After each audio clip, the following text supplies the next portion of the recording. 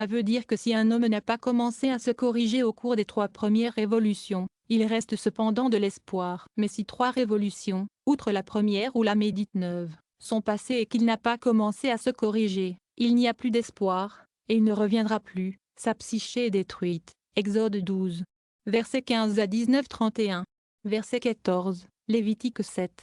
Verset 20. Je décrirai plus loin ce qu'est cette destruction, avec l'aide de Dieu. Et c'est bien ce qu'écrivent nos maîtres, et sur les arrière-petits-enfants de ceux qui m'auront haï. Il faut entendre par là ceux qui tiendraient dans leurs mains les œuvres de leur père, c'est-à-dire ceux chez qui les premières œuvres persistent encore dans l'état où ils sont. Car la première révolution s'appelle le Père, la seconde le Fils, ce qui est à retenir. Si quelqu'un n'a commencé à se corriger dans aucune de ces 3 premières révolutions, il est alors appelé ennemi. Ceux de son genre ne reviendront plus, mais ils ont parcouru cependant 4 retours entiers, celui de la première venue de l'âme et les 3 révolutions. Quant à celui qui a commencé à se corriger et n'a pas suivi les exemples de ses pères, il est désigné par les mots « qui me chérissent et gardent mes préceptes », et le Seigneur béni leur fait la grâce de pouvoir revenir 1000 fois, voire à l'infini jusqu'à ce que leur restitution soit entièrement accomplie. Ce qui est dit, leur faisant miséricorde pour 1000 générations, c'est-à-dire leur offre la grâce, même s'ils étendent jusqu'à 1000 le nombre de leurs révolutions. Pour qui ce bienfait? Pour ceux qui me chérissent et gardent mes préceptes. Lorsqu'il est dit 1000,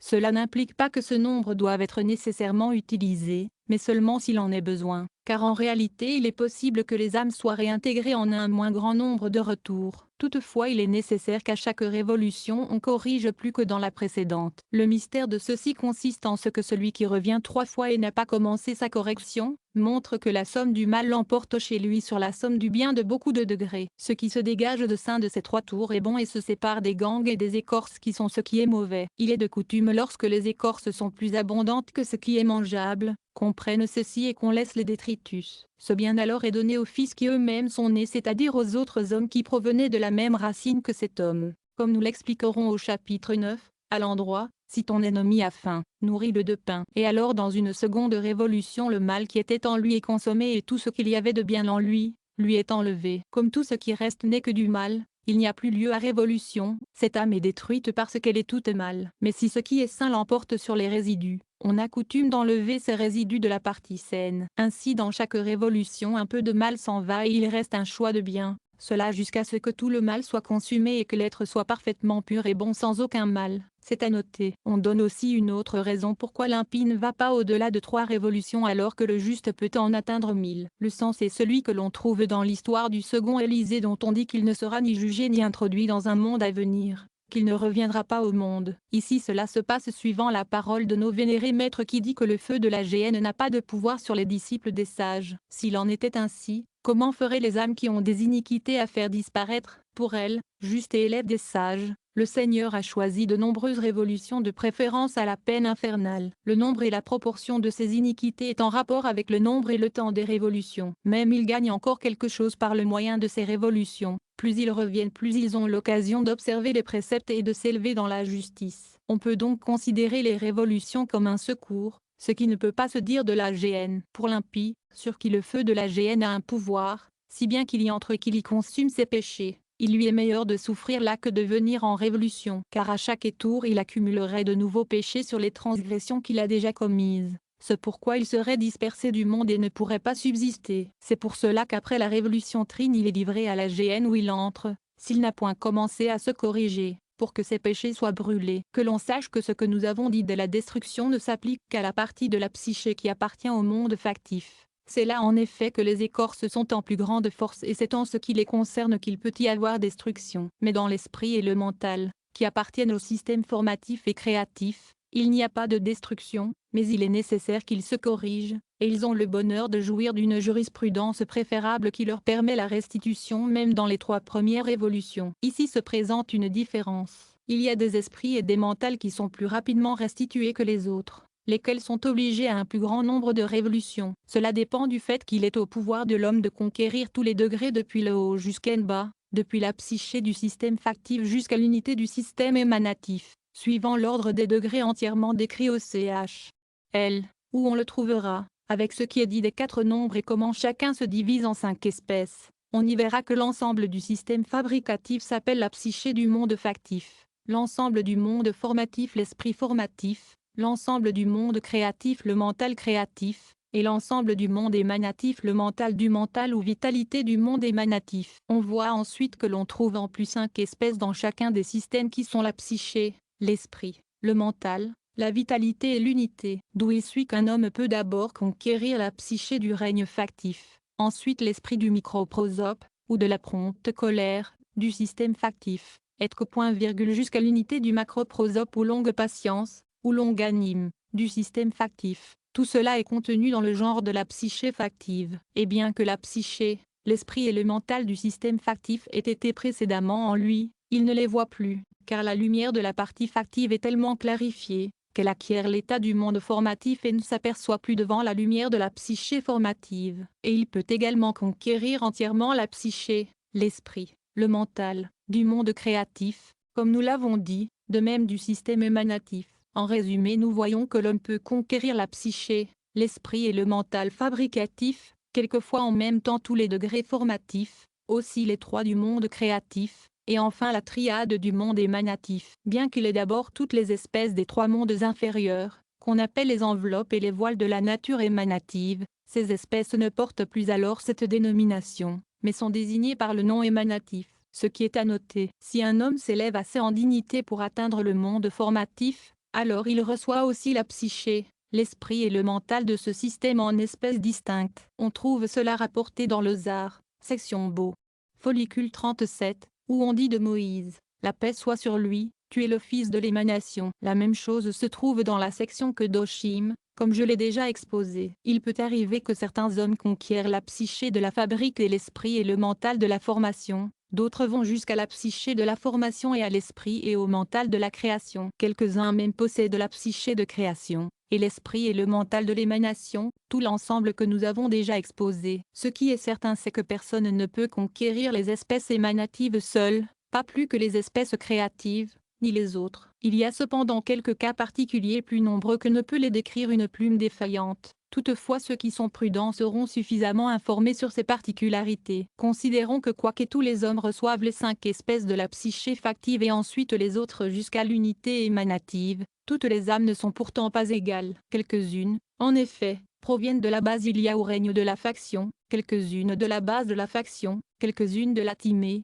de l'honneur, qui est le degré ode, et ainsi de suite jusqu'à la couronne de la faction. Il en est de même pour les esprits, et de même à travers tous les autres mondes. Cela posé, il ne suffit pas qu'un homme restaure seulement sa partie, celle où la racine de sa propre psyché a pris naissance, mais bien, par exemple, que sa racine provienne de la basilia factive, il n'en est pas moins tenu de perfectionner ce qui reste, pour être parfait selon les 5 espèces qui sont dans le monde factif dont chacune contient les 10 numérations, comme il a été dit ci-dessus au chapitre 1. Quand il a accompli ainsi toute la faction, alors il peut conquérir l'esprit de la formation, d'où il suit que celui en qui n'est restitué que le règne de la faction ne possède rien de plus que la psyché du monde de la faction, que s'il a restitué le microprosope de la faction, il possède alors la psyché et l'esprit du genre de la psyché factive. Et en continuant, celui qui a restauré la faction possède la psyché, l'esprit, le mental, la vitalité et l'unité de la faction dont l'ensemble s'appelle la psyché du monde factif. Après qu'il a obtenu tout le genre de la psyché factive,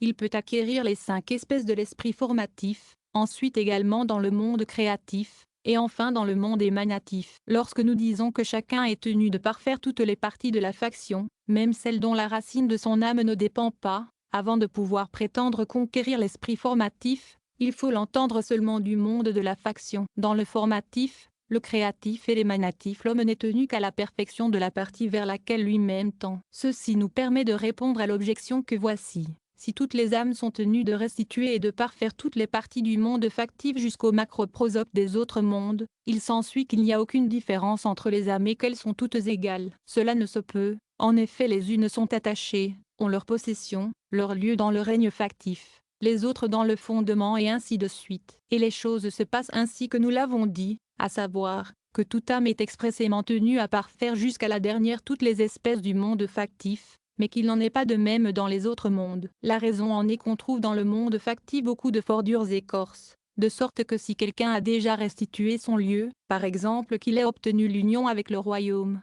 il n'en est pas moins tenu de séparer les autres parties et de les élever jusqu'au macroprosope de la fabrication par crainte des écorces ambiantes qui pourraient le ressaisir. Cela est si vrai que si, en réalité ton âme fait partie du royaume factif, et si cette partie, de degré en degré s'illumine jusqu'à atteindre le longanime de la faction, si là elle est ravie et monte dans cette sublimité, cependant, bien qu'elle y soit montée et soit dans sa joie, elle n'a encore que la connaissance du règne factif, élevée jusque-là. Et si une autre âme plus parfaite qu'elle survient, supposons-la du fondement factif, à qui il est aussi donné de monter jusqu'au macroprosope de quelque manière qu'elles montent elles ne seront pas, pour cela, égales, car l'une sera attachée au règne du longanime et l'autre pas. Toutes les autres psychés sont tenues de se restituer jusqu'à ce qu'elles fassent partie du longanime factif, chacune suivant l'espèce de son lieu. Il est une autre raison pourquoi il y a une différence entre le système factif et les autres systèmes, nous nous sommes déjà expliqués dans le chapitre 1er, c'est que le système factif,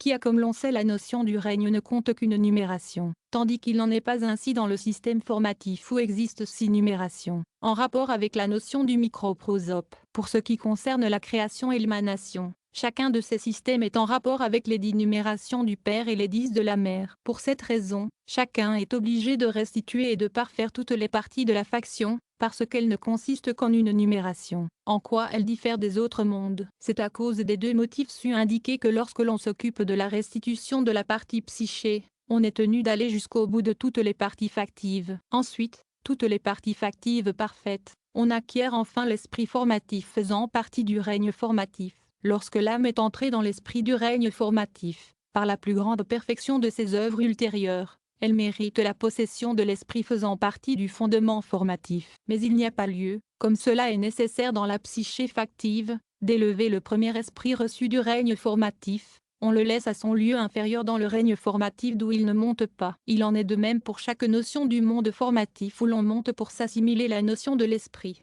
Il n'y a pas besoin d'élever toutes les parties de l'esprit jusqu'au macroprosope formatif, chacune d'elles restant à son lieu. Cela est indiqué dans le Zohar, section Lekleka follicule 23 où l'on dit qu'Abraham reçut d'abord la psyché ensuite le mental. Idem au follicule 24. Il alla et partit d'étape en étape dans la région méridionale, jusqu'à ce qu'il fût couronné dans la région méridionale selon sa part et son destin. Si ici l'on objecte que dans la notion de la psyché factive se trouve le septentrion et le midi et toutes les autres numérations de la décade entière, d'où il suit qu'on peut se demander pourquoi l'on dit à propos de l'esprit, qu'il fut couronné dans la partie méridionale, suivant son destin, et qu'il n'est pas dit dans la partie de la psyché, je répondrai, il suit de la déclaration faite ci-dessus qu'en ce qui concerne la psyché, l'âme est tenue de l'accomplir entière, et que quant à ce qui concerne l'esprit il suffisait à Abraham qu'il restituât sa part et son sort, bien que, cependant il ait été obligé de restituer toutes les autres parties et degrés qui sont dans l'esprit.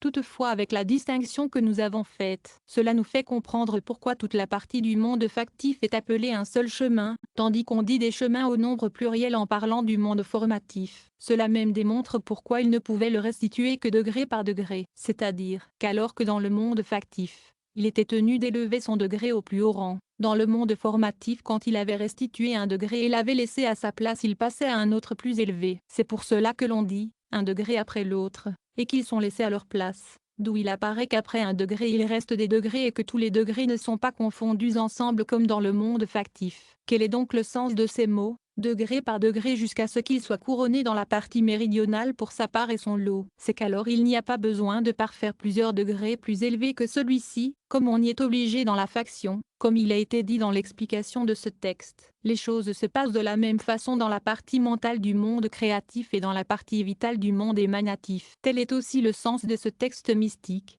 2 Samuel 14, 14. Elohim n'enlève pas la psyché, ou par Elohim il faut comprendre le monde factif. En lui il n'enlève ni n'emporte la psyché, c'est-à-dire que chaque notion reste à sa place suivant le rite appliqué dans les autres mondes, mais il les place, les notions, au lieu le plus élevé du monde factif, dans la pensée la plus haute du système factif. C'est pour cela que le texte dit « il pense des pensées ». Le motif, pour ne pas chasser tout à fait ce qui s'est déjà séparé, car en ce lieu les écorces sont très nombreuses. Et si une espèce quelconque y restait il pourrait arriver qu'elle fût poussée vers les écorces, ce qui ne soit pas. C'est pour cela qu'on ne dit pas qu'Elohim n'enlève pas soit l'esprit soit le mental, Mais on dit qu'Elohim n'enlève pas la psyché. On donne aussi une autre interprétation de ce passage, qui est d'accord avec ce que nous avons dit plus haut pour convenir que dans le monde factif la montée de la psyché ne se fait pas de la manière que nous avons dit être celle des autres mondes. En effet, dans la montée à travers les notions et les degrés on s'enrichit de notions de l'esprit plus hautes les unes que